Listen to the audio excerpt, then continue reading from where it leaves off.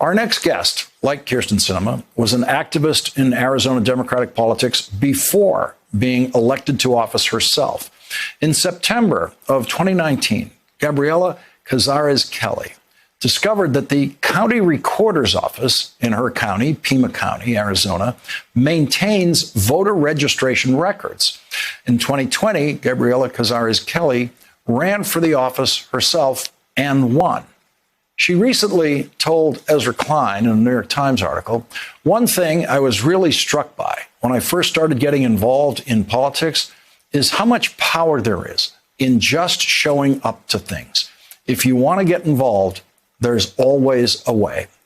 And joining us now in her first appearance on this program is Pima County, Arizona recorder Gabriella Cázares-Kelly. She is the first Native American elected to a Pima County-wide seat. Thank you very much for joining us tonight. I know we have booked you in the past and had to delay it because of other breaking news situations. I'm glad to finally have you here.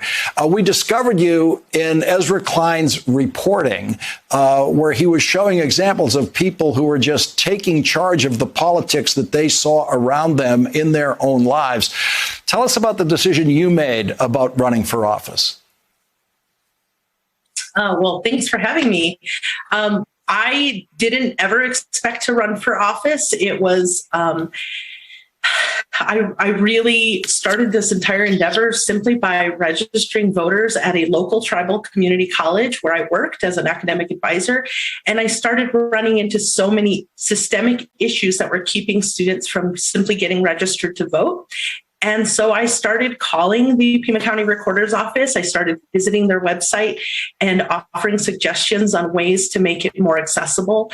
And that was kind of on deaf ears.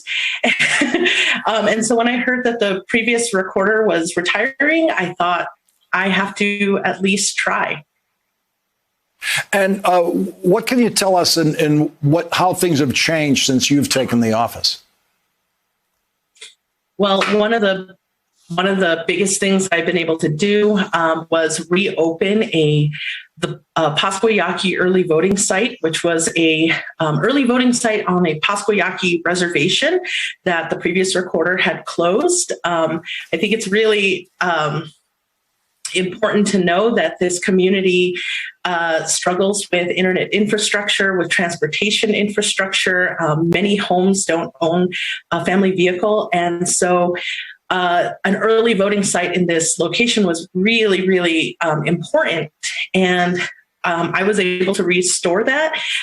Currently, right now in the county, we're looking at implementing vote centers where instead of people being assigned to only one location, they could go to any location anywhere throughout the county, which would reduce the number of provisional ballots and help more people's votes count. How would you characterize the tension in the Democratic Party in Arizona now over what's happening with Senator Sinema?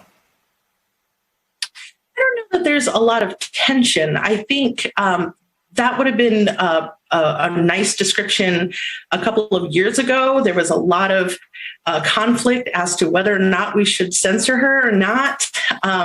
And right now, I feel like every single Democrat is on board with what just happened. It was an extreme failure on Kyrsten Sinema's part. And it really puts Arizonans in particular in risk of losing some of our voting rights. How did it feel for you personally as someone who's been working in Democratic politics? I was very glad that the rest of the Democratic Party has stopped making excuses for this person and is talking about actual consequences and thinking about people who are going to move the party forward as opposed to keeping them from being able to make any progress. So I was very pleased. I think this is a minimum. I think this is the bar minimum of what we could be doing. And I want to see more progressive action take place.